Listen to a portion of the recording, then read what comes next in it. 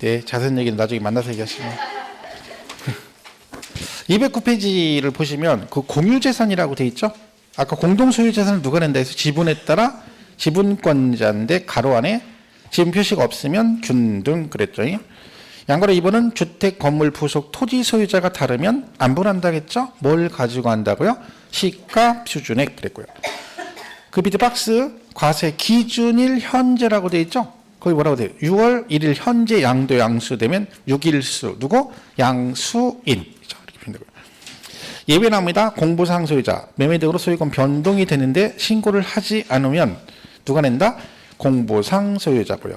주된 상속자 나오죠? 등기도 안 하고 신고도 안 하면 주된 상속자.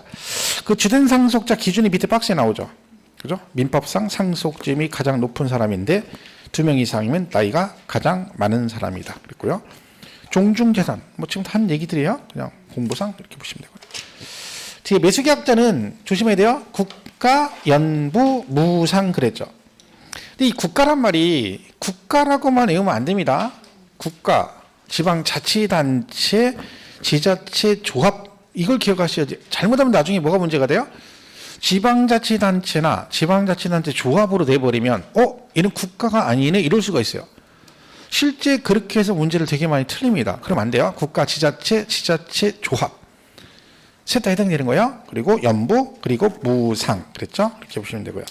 근데 그 밑에 납세 의무자 범위가 나오죠. 바로 밑에 그죠? 표에 국가, 지자체 및 지자체 조합이 선수금을 받아 조성하는 매매용 토지로서 사실상 조성이 완료된 토지 사용을 무상으로 받은 자가 있는 경우는 그 자를 매수계약자로 본다는 얘기는 무슨 뜻이에요?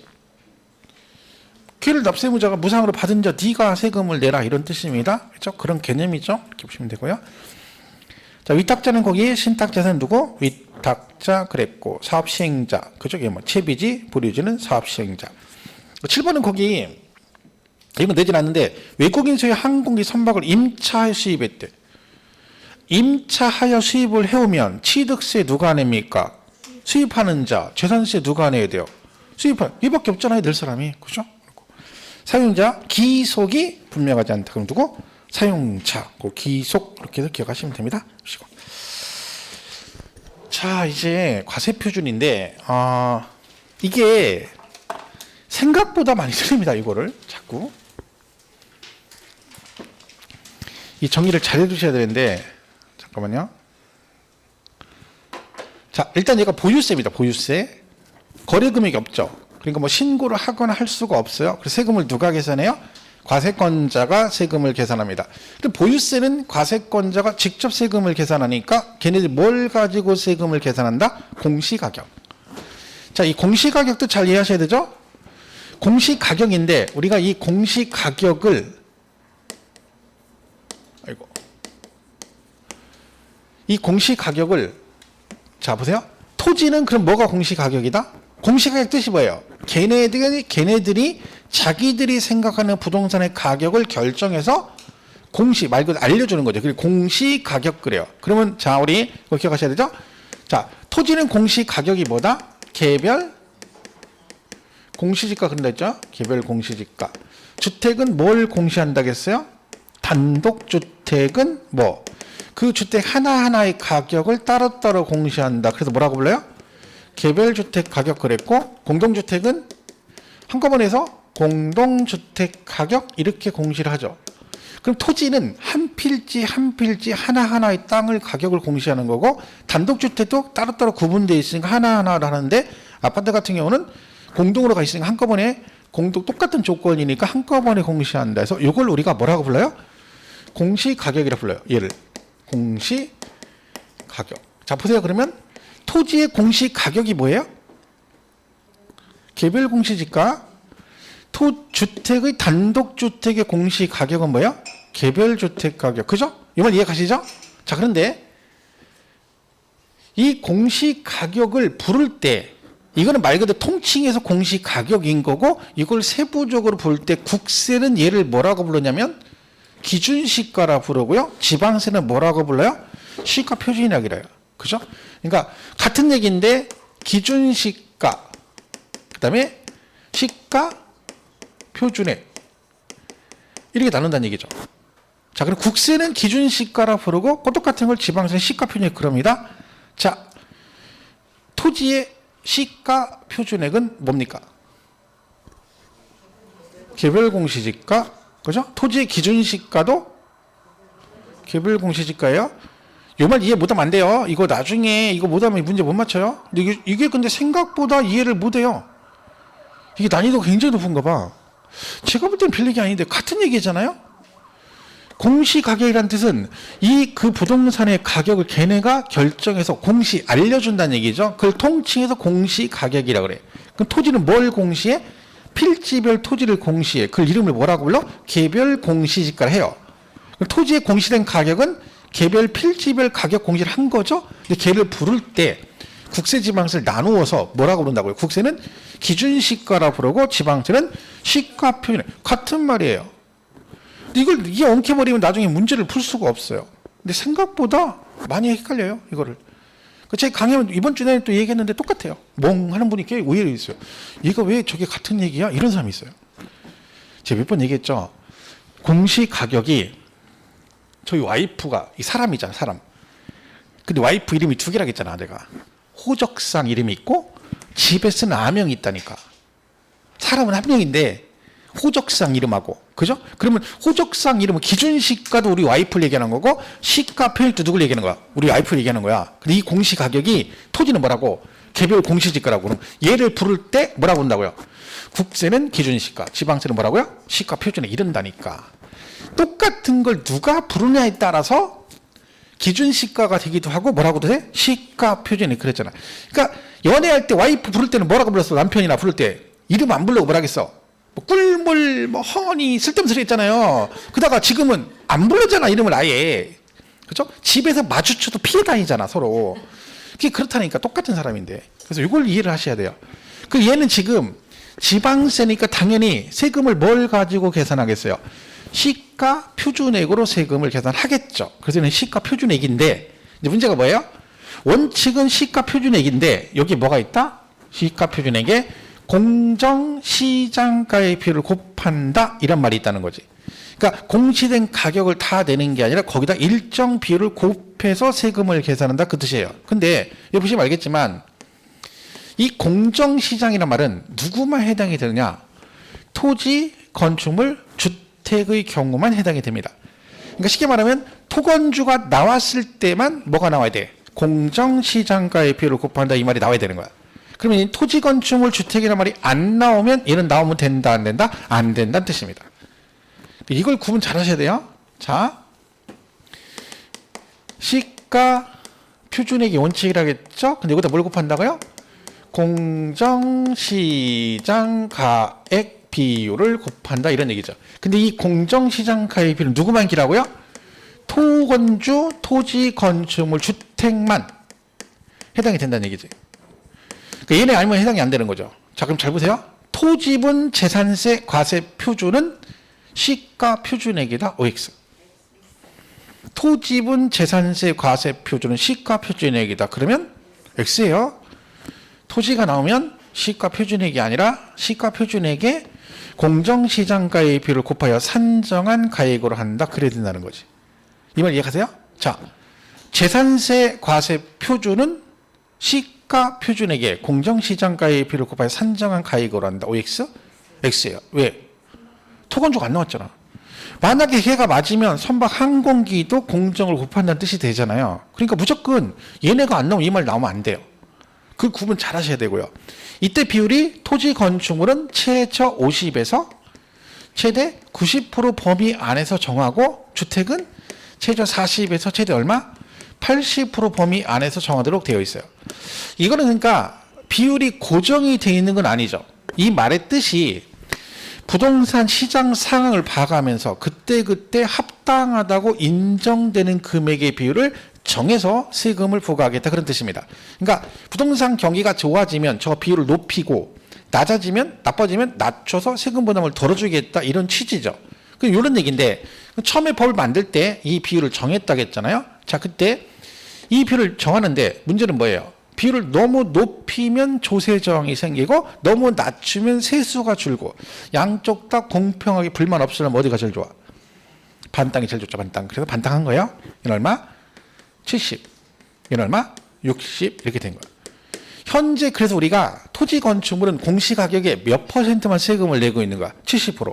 주택은 60%만 세금을 내고 있는 겁니다. 100% 내는 게 아니라 이걸 우리가 공정시장가액 비율 그럽니다. 그래서 자, 토지가 나왔죠? 그럼 뭐가 나와야 돼요? 공정이 나오죠. 몇 프로? 70%. 건축물도 나왔으니까 공정 나오고 얘도 70. 주택 나왔으니까 공정 나오고 얘는 몇 프로? 60%. 근데 선박항공기는 그냥 100% 다 내는 거예요. 시가 표준액 이렇게 된 거죠.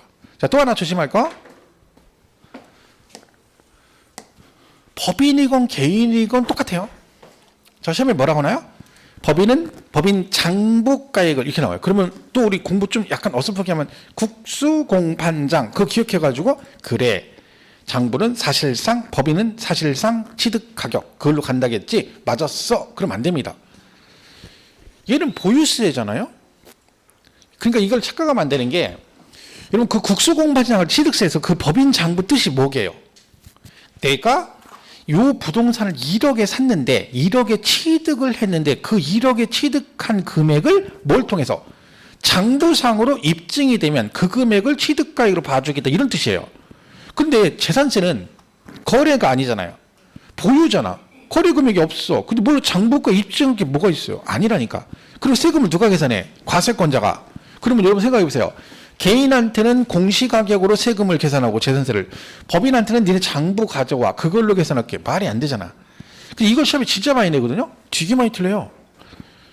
희한하게 재산세 납세 과표는 간단하거든요. 근데 되게 많이 틀려요. 자, 원칙, 시가, 표준액, 토건주가 나오면 공정시장가의 비율이 나와죠. 근데 토지건축물은 50에서 90인데 중간에서 70%. 주택은 40에서 60, 80인데 중간에서 60. 그리고 뭐 개인이건 법인이건 똑같이 시가 표준액으로 간다. 이게 다예요. 좀 더 가면 그 시가 표준액이 토지는 개별 공시지가고 이거거든요. 근데 이걸 가지고 시험을 내는데 생각보다 많이 틀립니다. 이게 이번 주에 이제 기출을 하는데 기출 문제 푸는데 여기 요 얘기를 했거든요. 그러니까 이제 다 이해를 했어. 근데 막상 풀면 막 난리 막. 엉뚱한 소리 하고 막 이제 그 막 엉키니까 나중에 막 짜증나 진짜 모르겠다고 막 이런다니까. 왜 그래요? 정확하게 이해가 아직 안 돼서 그런 거예요. 그죠? 이제 4월 달이니까 뭐 공부 얼마나 했겠어요, 여러분. 그죠? 여러분이 뭐 세법을 검증하는 것도 아니고, 그죠? 그걸 짜증 내는 것 자체가 잘못된 거예요. 짜증은 누가 내는 거예요? 열심히 했는데 기억이 안 나면 짜증을 내는 거예요. 근데 여러분 열심히도 안 하고 짜증만 내? 공부를 안 하고 짜증만 내는 거예요. 제가 오해하는 거죠? 나름대로 열심히 하고 계신데, 그죠? 그러면 다행인데. 대부분 안 그렇죠. 그죠? 항상 뭐래요? 내가 오늘 토요일인데 학원 나온 게 기적이다. 매주가 내가 힘들다. 토요일마다 주말에 갈까 말까 그러다가 맨날 갈등 때리다 여기 나오는 거야. 올 때마다 뿌듯한 거예요. 내 오늘 학원 나왔다는 사실이 뿌듯하다. 그걸로 족하면 돼. 그러면 되지. 그죠? 맞는 말이에요. 대신 점수를 안 나오면 여러분 책임져야 되는 거예요. 그죠? 자, 여기 보세요. 주택의 이게 31일 때 재정이 나온 거죠. 주택의 과세 표준은 법령에 따른 시가 표준액에 공정시장가의 비율을 곱하여 산정한 가액으로 한다. 우죠. 주택 나왔잖아. 그죠? 그러니까 뭐가 나와야 돼? 공정이 나와야죠. 몇 프로? 60%. 맞잖아. 꿀피타면 나는 거야. 밑에 거. 재산세 과세 표준은 시가 표준액에 공정시장가의 비율을 곱한 금액으로 한다. OX?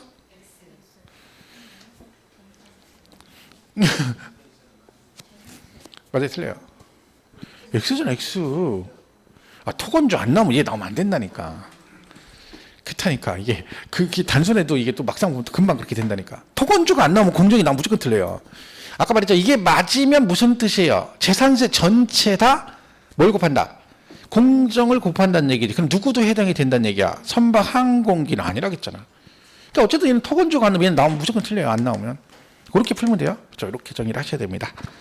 그래서 이게 생각보다 좀 그래요. 그렇죠? 그래서 이게 잘 정리를 하셔야 돼요. 나중에 문제 질문하고 또 보면 되게 자, 그래서 이렇게 보시면 되고. 자, 그럼 이게 맞나요? 하나만 더 해볼게요. 다 아는 얘기니까. 자, 주택의 과세 표준은 자, 보세요. 이게 단독주택의 과세 표준은 법령에 따른 개별 주택 가격에 공정시장가의 비를 곱한 금액은 OX. 단독주택의 재산세 과세 표준은 개별주택 가격의 공정시장가에 비롯하여 산정한 가액으로 한다. OX? 5죠. 이것도 지가 왜 5지 이러면 안 돼요. 그죠? 단독주택은 시가 표준이 뭐라고 했어요? 아까? 개별주택 가격. 시험에 실제로 그렇게 나왔어요. 토지의 경우 이렇게 토지는 토지의 재산세 과세 표준은 법령에 따른 개별 공시지가의 공정시장을 곱한다. 맞잖아. 근데 이걸 뭐라고 그래? 얘 틀렸어. 왜? 시가 표준에 그랬는데 갑자기 왜? 개별 공시지가가 나왔어. 이래서 틀렸다는 수두룩하다는 거지. 그래서 자꾸 제가 지금 그게 똑같은 얘기를 하는 이유가 그 문제가 그렇게 나오거든요. 근데 그건 틀리면 안 되잖아. 왜? 알고 있는데 문제를 대입을 못해 틀리면 안 되잖아요. 그죠? 그런 걸 우리가 나중에 보완을 하셔야 됩니다. 그죠? 잡으시고. 자, 그래서 과표는 거기 간단하죠. 212페이지에 재산세 과표 그래가지고 그건 재산세 세무공무원이 고지서를 발급하여 징수하는 보통 징수이므로 재산세 과표는 시가 표준액을 기본으로 하고 재산별로 공정시장가에 비를 곱하여 과표를 계산한다. 또한 재산세 과표는 개인 경우와 법인의 경우 모두 동일하게 산정한다. 그 말이 중요하죠. 그래서 보시면 되고요. 오른쪽 213페이지에 보면 거기 토건주 나와 있잖아. 그죠? 공정시장가의 별 토지건축 주택만 70, 10, 60 이렇게 돼 있죠. 그렇게 보시면 됩니다. 자, 이렇게 해서 정리하시고요. 넘어가겠습니다. 214페이지.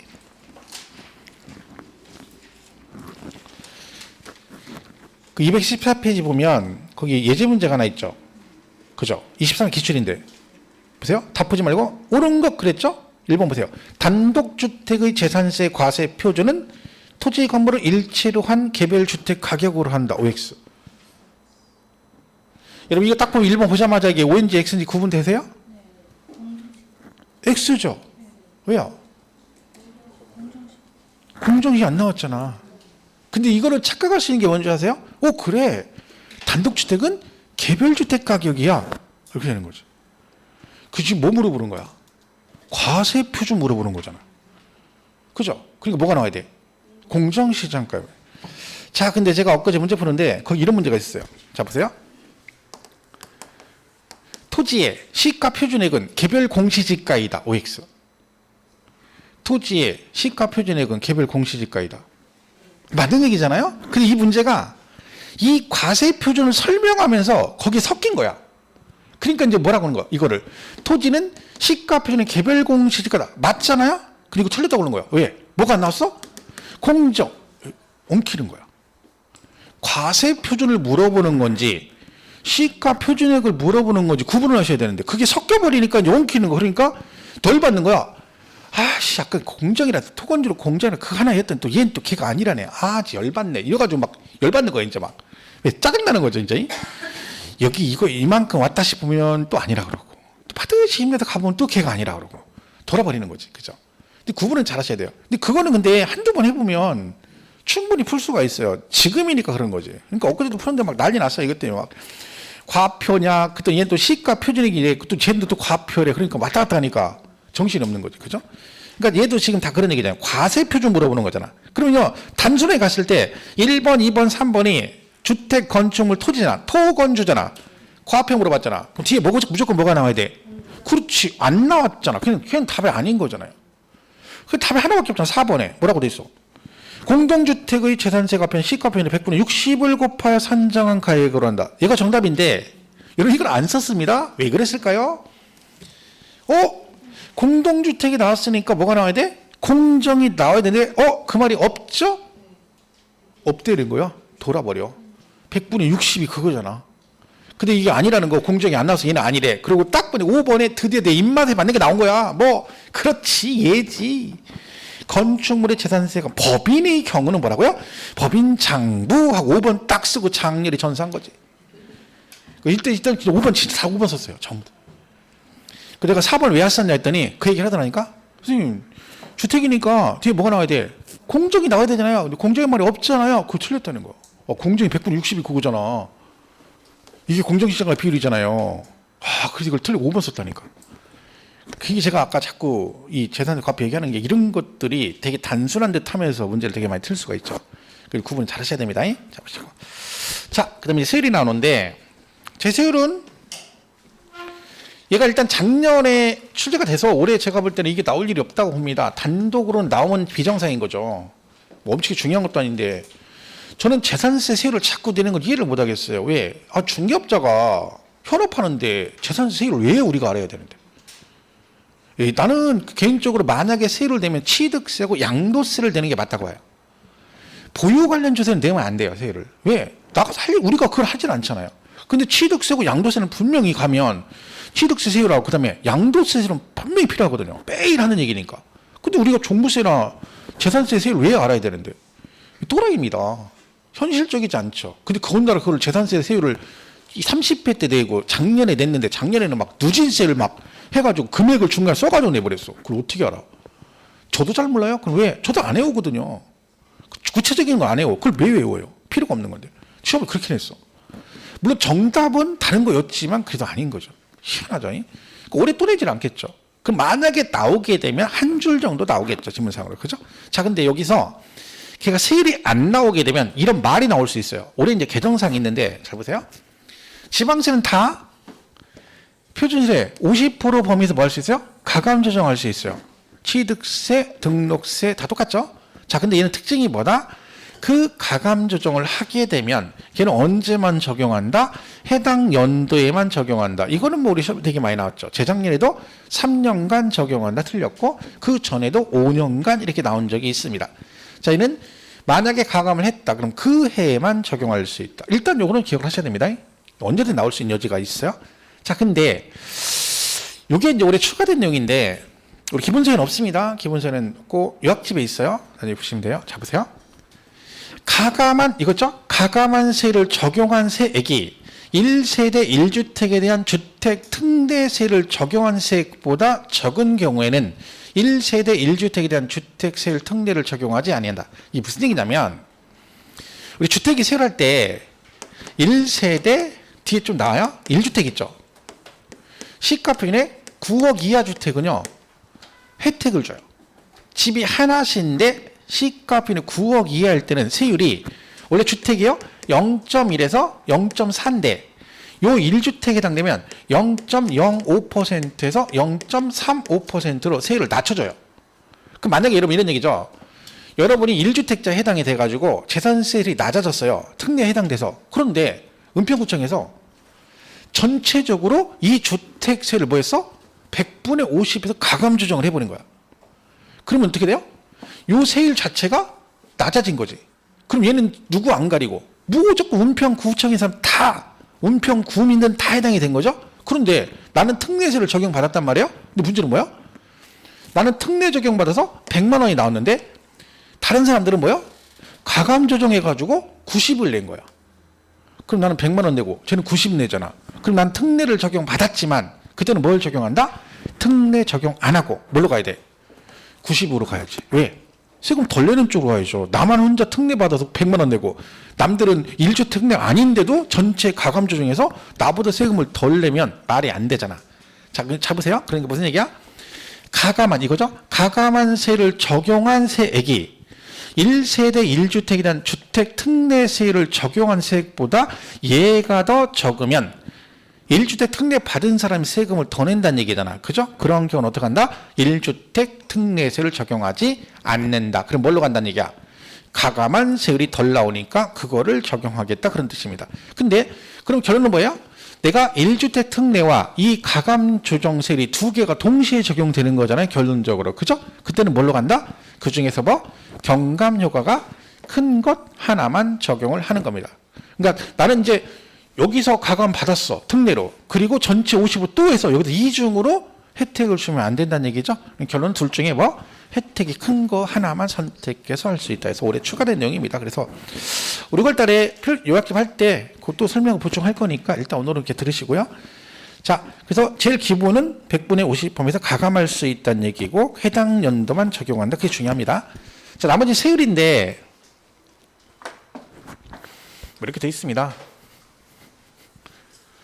자, 얘는 세율이 재산세는 누진세율하고 뭐가 있어요?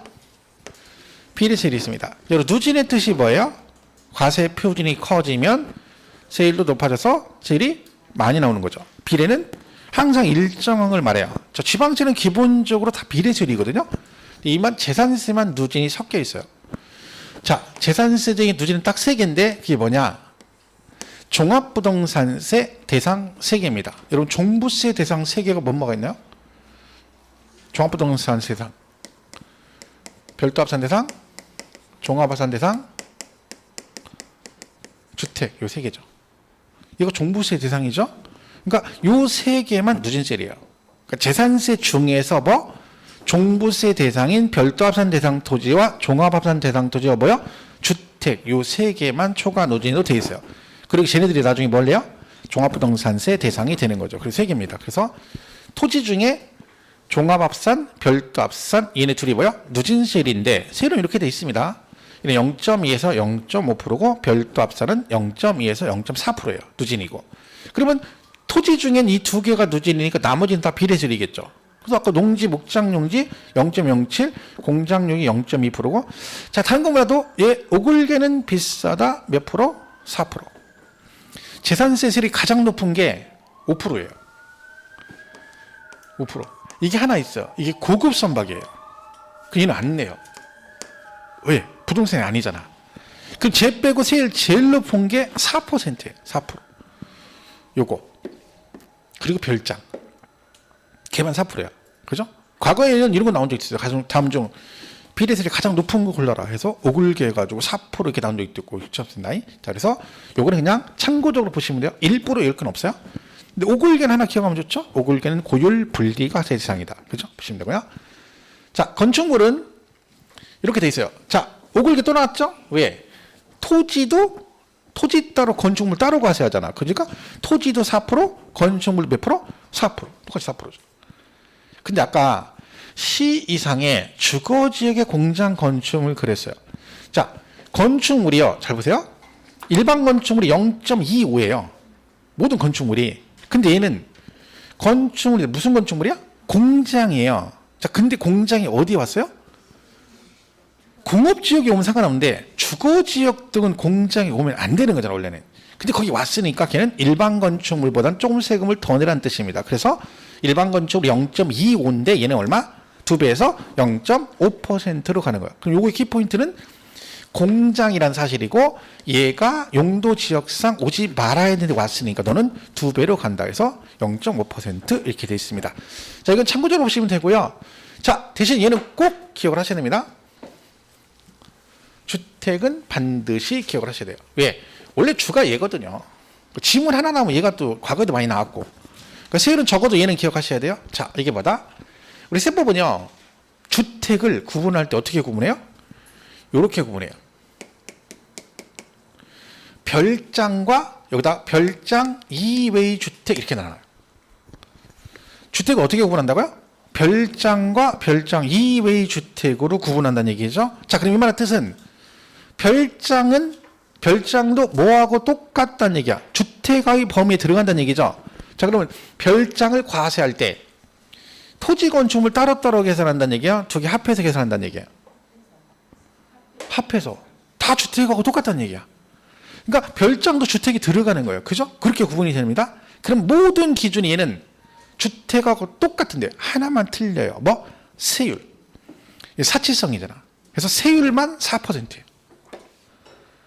이거 잘 기억하셔야 돼요. 그럼 별장을 뺀 나머지 주택은 누진세율로 되어 있습니다. 얼마? 0.1에서 0.4% 이렇게 되는 거예요. 이걸 구분 잘 하셔야 돼요. 가끔 시험에 별장은 별장이 납부기간은 누구랑 똑같아요? 다 똑같아요. 주택하고. 세율만 다르다. 그죠? 자, 그럼 우리가 이제 보세요. 그럼 이 주택할 때 주택은 종부세 대상이라 했잖아요. 그죠? 그 종부세 배울 때 뭐 나와요? 주택하고 별장은 제외 이렇게 나와요. 예, 별장은 종부세 대상이 아니에요. 주택에 들어가는데 왜 종부세 그 얘기가 나오고 있어? 별장도 어디에 들어가니까? 주택의 범위에 들어가니까 그 말을 하는 거야. 그럼 별장은 왜 종부세 부과를 안 하느냐? 재산세가 너무 많이 나와요. 4%. 엄청나게 높은 세율이에요. 왜냐면 얘 최저가 토지가 0.07이 최고 낮거든요. 주택 같은 경우도 최고 높은 세율이 얼마야? 0.4죠. 일반 주택이. 그거 10배예요. 그러니까 재산세가 고율로 과세가 되면 너무 세금 부담이 가중이 되기 때문에 뭘 안 내요? 종부세 대상에서 제외가 되는 거야. 그죠? 이거 잘 기억하시고. 그 다음에 우리 시험에 30회 때 누진세율 적용 대상인 걸 고르시오 이렇게 나왔었거든요. 근데 그때 주택이 나왔어요. 그리고 주택은 누진 맞죠? 근데 가로치고 뭐라고 나올게요? 별장은 제외 이렇게 하면서요. 왜? 별장은 누진 아니잖아. 그 말을 왜 굳이 썼겠어요? 얘가 어디 범위에 들어가니까? 그렇지. 주택에 들어가니까 그걸 안 써주면 이의신청을 하는 거야. 그래서 항상 그 내용을 잘 기억하시고 세율만 4%다. 자, 그리고 또 하나 조심할 게 고급주택이에요. 우리 고급주택은 사치성 재산이잖아요. 취득세 별골 5선주. 그죠? 자, 참고로 고급주택을 중과세하는 건 취득세밖에 없습니다. 취득세는 사치성으로 중과세죠. 나머지 고급주택은 중과세를 안 해요. 재산세 중과세 한다는 안 합니다. 그럼 얘는 뭘로 간다는 거야? 일반 주택하고 똑같이 누진세율로 갑니다. 그럼 어떤 분이 그럼 일반 주택이나 고급 주택은 혜택을 주는 거잖아요. 아니죠. 자, 고급 주택이 일반 주택보다 세금을 더 내겠지. 왜? 누진세율이잖아요. 얘가 금액이 더 크잖아. 그리고 누진되니까 세율이 높아지겠지. 그리고 얘가 만약에 그래도 금액이 크면 나중에 뭘 부과할 수 있어? 종부세. 근데 만약에 여기서요, 고급 주택을 별장처럼 재산세 4% 과세해버리면 얘는 종부세 부과할 수 있어 없어? 없어요. 그러니까 얘는 재산세는 중과세를 안 하는 거야. 어차피 여기서 누진돼서 많이 나오고 더 금액이 크면 종합부동산세 부과를 해버리면 되니까 고급주택 중과세를 안 하는 거예요.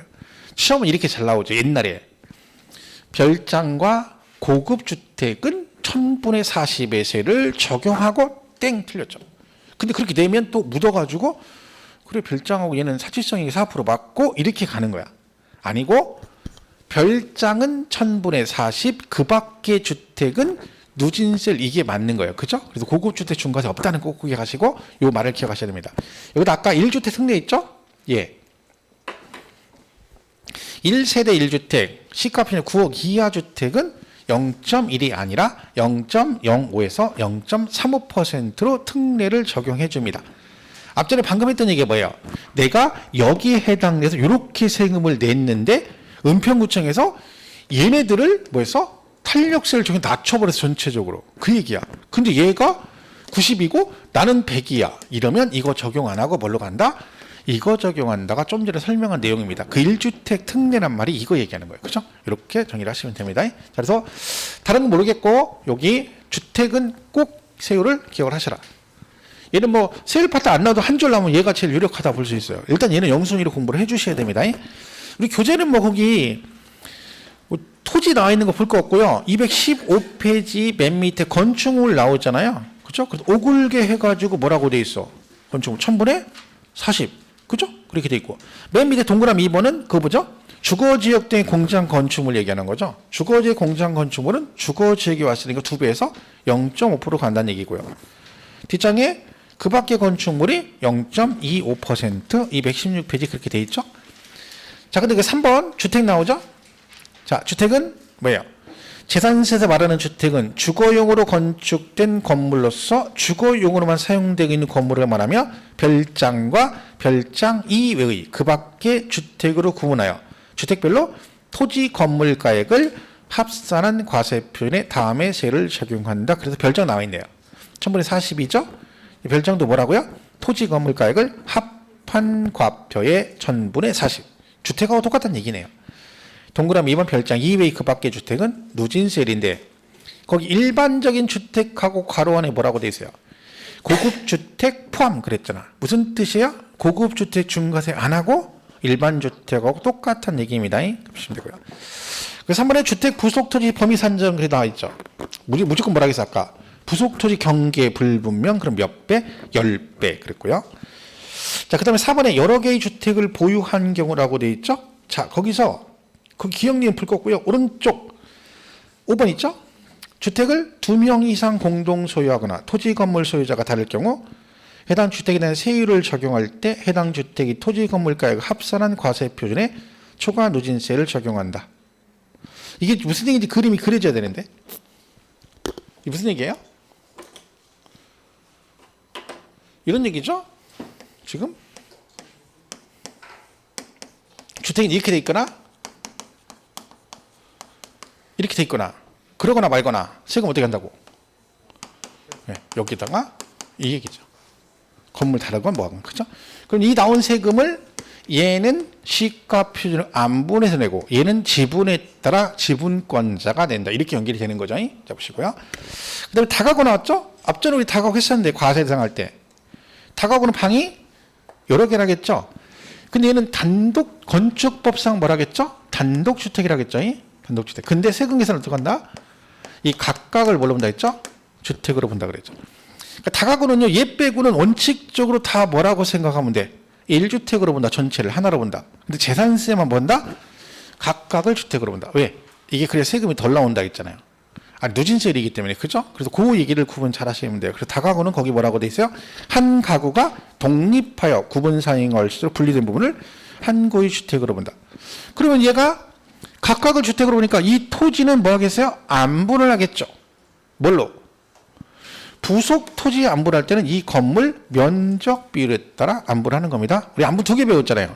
금액을 안분할 때는 금액인 공시가격으로 가고 부속 토지를 안분할 때는 여러분 토지를 왜 안분하겠어요? 그 위에 건물이 있으니까 안분하는 거야. 건물이 구분돼 있어. 주인이 달라. 그럼 따로따로 1층 건물 부속 토지, 2층 건물 부속 토지 나눠줘야 되잖아. 그걸 할 때는 뭘로? 건물 면적의 비율에 따라 나눠준다. 그런 뜻입니다. 이거 우리 대상이 할 때 다 했던 거예요. 지금 처음 하는 게 아니라 지난주에 했던 건데. 그러니까 속으로. 그러니까 지난주에 한 걸 지금 얘기하면 어떻게 해. 지난주에 하고 금방 한 것도 지금 가물가물한데. 그지? 그럼 과대평가하는 거죠. 고급주택 중과세 한다 안 한다? 안 한다. 그렇죠. 그랬고. 8번에 1주택 세율 특례 나와 있죠. 그거예요. 0.05에서 0.35. 시가 표준액 얼마? 9억 이하인 주택을 말한다. 이렇게 돼 있죠. 자, 그 니은번에 뭐라고 되세요? 1주택 해당 여부를 판단할 때 신탁된 주택은 뭐다? 위탁자 주택수에 가산한다. 그러니까 내가 1주택이면 특례를 보잖아요. 근데 여러분이 집이 하나씩인데 집 하나를 신탁을 해놓은 게 있어. 그럼 여러분 주택으로 보니까 여러분 몇 주택자가 되는 거야? 2주택이 되니까 이 혜택을 주겠다 안 주겠다? 안 주겠다. 그런 뜻이겠죠. 자, 그 다음에 뒤에 중과세가 나옵니다. 중과세 이건데요. 이거 많이 나온 얘기는 아닌데 보세요. 과밀억제권역에서 공장을 신증설하게 되면 우리 취득세 배울 때 중과세 했죠. 왜? 과밀화 됐는데 공장이 들어오면 복잡해지니까 오면 중과세. 자, 그럼 이때 재산세도 중과세합니다. 뭐만? 공장을 신증설했으니까 건축물을 신설했다는 얘기죠. 그리고 그 건축물 중과세가 되는데 일반 건축물세율이 0.25라겠잖아요. 근데 그거를 5배 중과세합니다. 5배. 근데 몇 년간만 해요? 5년. 그러니까 특이하게 얘는 5년간만 중과세 5배 하고 5년 지나면 중과세를 안 해요. 과밀억제권의 공장을 신증설하면 어떻게 한다고? 5배. 몇 년간? 5년간 이렇게 되는 거죠. 얘가 문제 지저분하게 나오면 어떻게 나와요?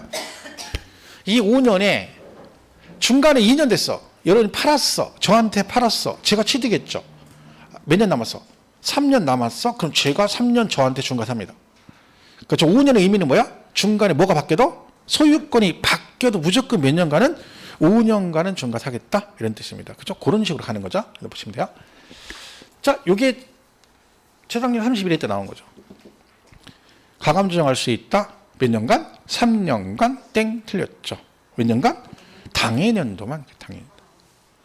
이게 근데 그 전에 나왔던 문제예요, 여러분. 그죠? 그 전에 나온 거 또 나온 거야. 여러분 기출문제 뭐 다른 거 뭐 우리 하는 거 있죠. 그거 잘 풀어보셔야 돼. 그 기출문제가 또 나오고 또 나오는 거야. 그 기출문제만 잘 풀어도 합격은 할 수 있어요. 고득점은 안 해도. 그것만 완벽하게 이해하면 떨어지진 않아요. 제가 볼 때는. 저는 만약에 제가 선택 하나만 할 수 있어. 뭔가를 선택 하나만 공부한다. 그럼 저는 기출문제를 할 것 같아요. 저 같으면. 대신에 기출문제를 푼다는 의미를 잘 이해하셔야 제가 항상 이해했죠. 그냥 뭐 몇 번 풀었다 이건 의미 없다 했죠. 설명할 수 있어야 된다. 여러분 나 기출문제 32회 거 풀어봤어. 그 얘기를 하려면 앞에서 제가 설명하듯이 1번은 이렇게 그렇고 동그라미 1번 왜 틀려 그걸 설명할 수 있어야 그게 공부를 한 거예요. 그렇게 공부를 하면 10년치만 풀면 절대로 안 떨어집니다. 근데 여러분 그렇게 못합니다. 자, 32회 거 풀어봤어. 그리고 자기가 풀어봤는데 심지어는 어제 풀어봐가지고 25개 맞았어. 오늘 풀으면 23개 맞아. 그게 현실이야. 푸른 문제를 다시 풀면 점수가 더 안 나와. 왜? 벌써 하루가 지났잖아.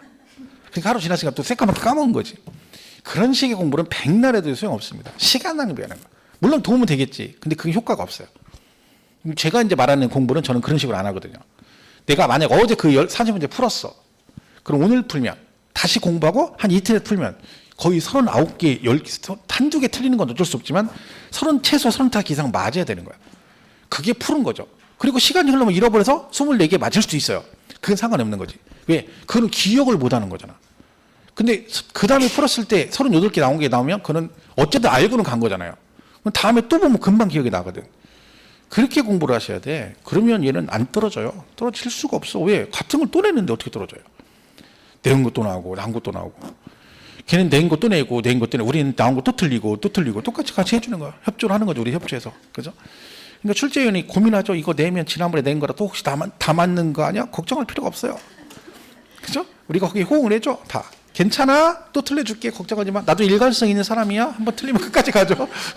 이건 안 됩니다. 그걸 잘하시면. 그러니까 중과세는 문제 보시면 되고요. 탄력세율 미제 나왔죠? 그럼 한 거니까 그냥 참고로 보시면 돼요. 결국 세율은 뭘 조심하셔라? 주택은 꼭 기억하셔라. 그죠? 그것만 잘 보시면 됩니다. 자, 이렇게 보시면 되고요. 자, 넘어가서 이제 거기 220페이지에 재산세 도시지역분이라는 게 나오죠. 자, 이거를 좀 설명을 하고 가겠습니다. 자, 이게 뭐냐면 얘가 이제 두 군데 나와요. 그러니까 재산세 도시지역분을 자체적으로 공부할 필요는 없어요. 그죠? 자, 근데 이게 뭐냐면 이 재산세 도시지역분이라는 게 뭐냐면 해당 지방자치단체에서 지방의회에서 지정한 지역을, 그러니까 해당 지자체에서 지정을 해요. 요 지역 이렇게 지정하잖아요. 그 지정한 지역에다가는 뭘 막? 이 재산세 도시지역분을 추가로 부과할 수 있어요. 그러니까 얘는 아무 데나 나오는 게 아니라 그 지자체에서 지정한 지역만. 그럼 똑같은 상가를 가지고 있는데 내가 세금은 나는 도시지역분이 나올 수 있고 안 나올 수도 있는 거예요. 왜? 그 위치에 따라 틀려요. 자, 그럼 만약에 여러분이 대상이 됐다. 그럼 얘가 토지건축물 주택에 대해 나오는 거예요. 다 나오는 건 아니라 있죠. 같은 은평구에 있어도 누군 나오고 누군 안 나올 수 있어요.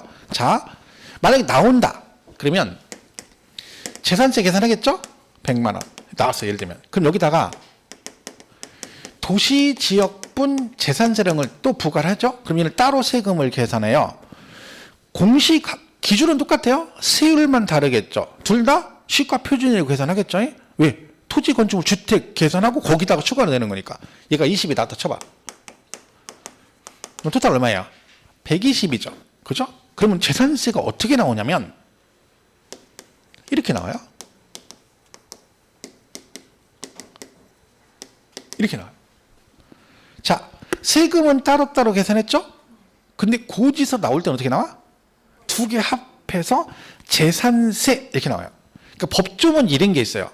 도시지역분 재산세 부과 대상이 되면 이 세금 각각 계산된다. 이 두 개를 합해서 재산세액으로 부과할 수 있다라는 규정이 있습니다. 자, 그럼 여기서 잘 들어보세요. 재산세는 물납이 됩니다. 그죠? 우리가 배우는 조정이 물납되는 게 하나밖에 없죠? 자, 지금 120을 뭐라고 한다고요? 재산세라고 해요. 요거 안에 지금 뭐가 들어가 있어요? 도시지역분이 포함이 돼 있는 얘는, 자, 결론. 도시지역분 재산세는 물납이 된다, 안 된다? 된다. 왜? 여기에 얘가 들어갔는데 얘를 뭐라고 부른다고요? 재산세라고 한대잖아. 그럼 재산세는 뭐가 돼? 물납이 돼. 이 논리 때문에 도시지역분 재산세도 뭐가 가능하다? 물납이 가능하다. 전에 조세총론 파트에서 다음 중 물납이 가능한 조세를 고르시오. 뭐가 나왔어요? 이거 나왔어요. 도시지역분 재산세. 그때 이걸 다 틀렸다고 그런 거예요. 왜? 얘는 물납 안 되지. 재산세만 되지? 안 됩니다. 무슨 말 이해가시죠? 얘도 뭐가 된다? 물납이 된다. 이 논리예요. 자, 또 하나. 120이 나왔죠? 자, 여기에 부가세로 지방교육세 20%. 여기다 뭐냐? 지방교육세 얼마? 20%를 내야 됩니다. 부가세. 자, 이 얼마일까요? 계산하면 20만 원이에요. 120에 20이 아니라 여기에 20%예요. 결론은 무슨 뜻이에요? 도시지역분 재산세는 뭐는 되지만 물납은 되지만 부가세 대상은 아니에요. 그래서 우리가 이제 뒤에 가면 재산세, 부가세는 지방교육세 그게 나오잖아. 그럼 재산세액에 지방교육세 20% 가로치고 뭐라고 돼 있어? 도시지역분 지배 이렇게 나와요. 왜? 만약에 여기에 뭐가 포함되어 있으면 도시지역분이 얘처럼 포함이 돼 있으면 부가세 계산할 때 누군 빼고 얘 빼고 이 금액의 20%만 내라 그런 뜻이에요. 그래서 이 도시지역분이 나오면 이 두 가지를 기억을 하셔야 돼. 물납은 되지만 뭔 아니다? 부가세 대상은 아니다. 뭐 그 정도 보시면 되고 그 세부적인 내용까지는 알 필요가 없습니다. 그죠? 이렇게 보시면 돼요. 자, 넘어가시고. 자, 그래서 이제 223페이지가 뭐가 나와요? 부가징수 이렇게 나오는 거죠. 부가징수 이렇게 되어 있습니다. 이 납부 방법이 뭐예요? 보통징수입니다. 보통징수. 뭐가 나온다는 얘기야? 고지서. 자, 모든 세금 고지서는 납기 개시 몇 일 전에 발표된다? 5일 전. 아까 말했죠? 우리 가는 건 10일, 걔네 가는 건 며칠? 5일 전에 발부하도록 되어 있습니다. 미리 보내야. 그럼 여러분 이게 납부기한이 토지가 9월인데 이거를 뭐라 그러세요? 이렇게 불러요. 납부기간 그럼 9월 16일부터 9월 30일 이걸 납부기간이라 그러고요. 얘를 뭐라 그러세요? 납부기한이라고 그래요. 그 기간의 끝. 그죠? 그럼 얘를 뭐라고 하냐면 납기 개시일이라고 그래요. 시작하는 날 그런 얘기죠. 그럼 세금 고지서는 납기 개시 5일 전에 보내란 얘기죠. 그래야 내가 세금 내기 시작하기 전에 9월 16일 이전 하루 이틀 전에 미리 받아놔야 받아놓고 세금을 내는 게 맞는 거죠. 뭐 중간에 오면 안 되잖아요, 고지서가. 그죠? 그래서 그 얘기예요. 개시 5일 전에 고지서를 발부한다. 모든 세금 고지서는 똑같습니다. 5일 전에 발부하도록 되어 있다. 이렇게 정리를 하시면 되겠어요. 자, 보시고요. 자, 근데 얘가 그러면 토지는 9월에 내고요. 그죠? 주택은 어떻게 내요? 2분의 1씩 냅니다. 반절은 7월달, 반절은 9월달. 그리고 건축물 매달 달, 7월달. 얘기죠? 그죠? 이렇게 해서. 뭐 어떻게 그랬어요? 안 되면 건칠, 구토라고 그랬죠? 건칠. 그죠? 건축물을 7월 달에 페인트 칠하고 나니까 뭐가 나왔어? 구토가 나왔어. 9월 달에 토지에서 토했다. 그러죠? 뭐 이런 식으로 안 되면 이렇게 해서 외우세요. 뭐 이거 이렇게까지 할 필요 없는데. 그죠? 또 날짜 잘 기억하셔야 돼요. 건축물 7월 달. 선박 항구도 7월에 내요. 그죠? 근데 토지만 9월에 내고 주택은 반절은 7월 달, 반절은 9월 달. 그런다 했죠? 자, 그럼 주택은 2분의 1씩 낸다는 얘기죠? 고지서가 2번 나온다는 얘기잖아요. 그래서 어떻게 돼 있어요? 야, 5,000원 나왔는데 2,500원 내고 9월 달에 2,500원. 이건 누가 봐도 행정 낭비고, 그죠? 비용도 많이 들잖아요. 그래서 뭐가 있어? 한꺼번에 일정 금액 이하면 부과할 수 있다. 그런 규정이 있다. 그게 얼마다? 20만 원 이하죠. 몇 월 달에? 7월 달에. 세금 항상 뭐예요? 올림픽 정신이요. 빨리빨리.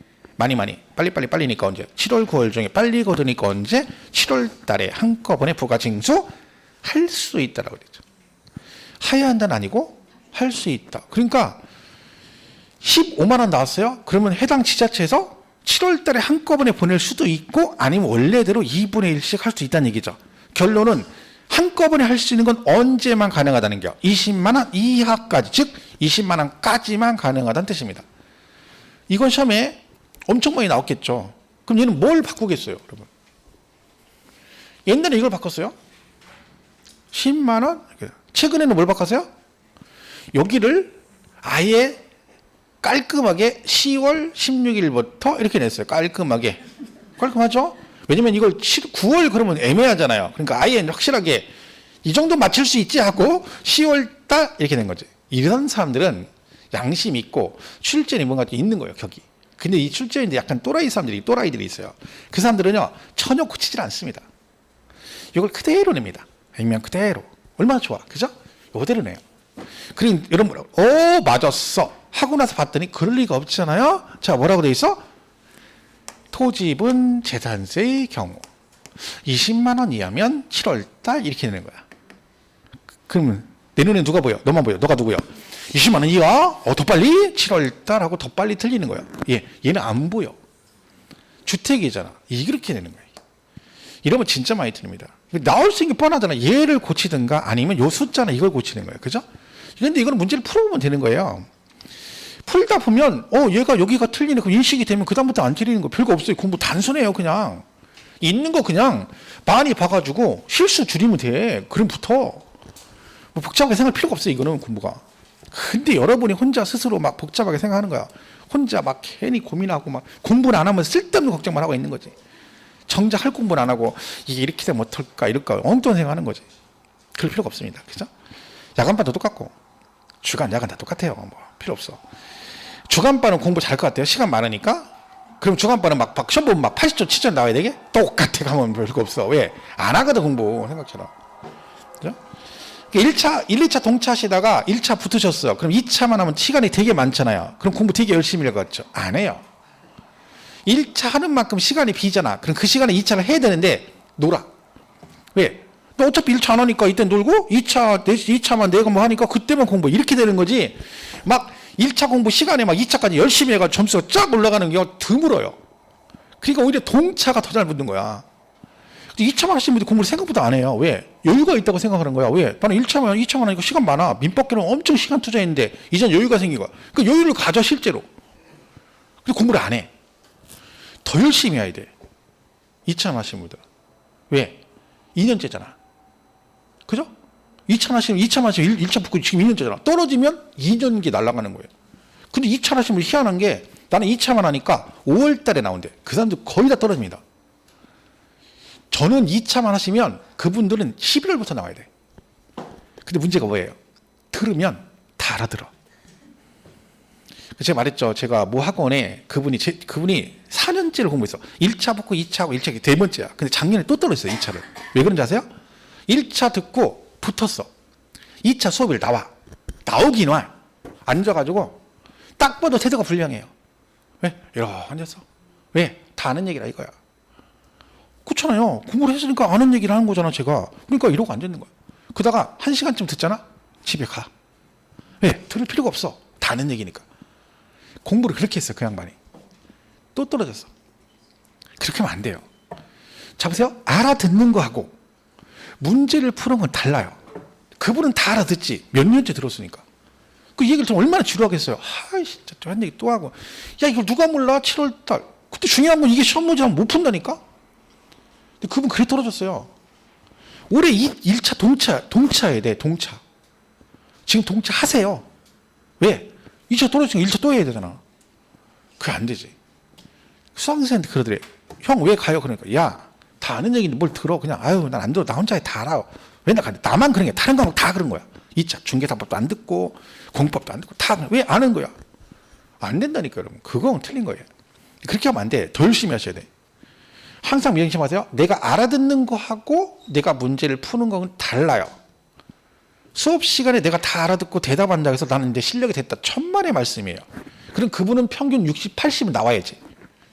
안 나와요. 무시해서가 아니라 60점 안 나와요. 그게 그래서 그런 거야. 그러니까 더 열심히 하셔야 돼요. 다 똑같은 거 입장은. 그러니까 누가 이제 많이 보느냐 그죠? 그거 잘 명심하시고. 어쨌든 그렇습니다. 자, 그래서 이거 잘 기억하시고요. 나머지 얘는 만약에 누락이 되거나 만약에 변경이 됐다. 그럼 그때 바로바로 부과할 수 있다. 이것도 나온 적이 있어요. 뭐라고? 없다. 이렇게 낸 적도 있습니다. 아니고 얘들이 빠뜨릴 리가 없잖아요. 빠뜨렸다 그러면 발견 즉시 바로바로 부과하지. 미안해요. 제 실수예요. 내년에 다시 부과하기. 그때 꼭 내주세요. 이런 얘기 안 합니다. 바로바로 부과할 수 있다. 이렇게 되고. 납세지는 열 것도 없죠. 지방세는 다 뭐 중심이다? 물건 중심입니다. 세금 어떤 애돼요?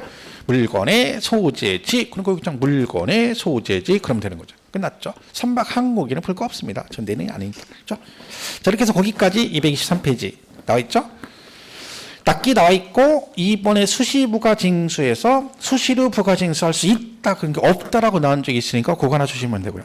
납세는 그냥 물건 소재지니까 기억할 필요가 없죠. 그렇죠? 이렇게 보면 돼요. 자, 여기까지 하고요. 뒷장 넘어서 224페이지 쉬었다가 거기부터 정리를 하겠습니다.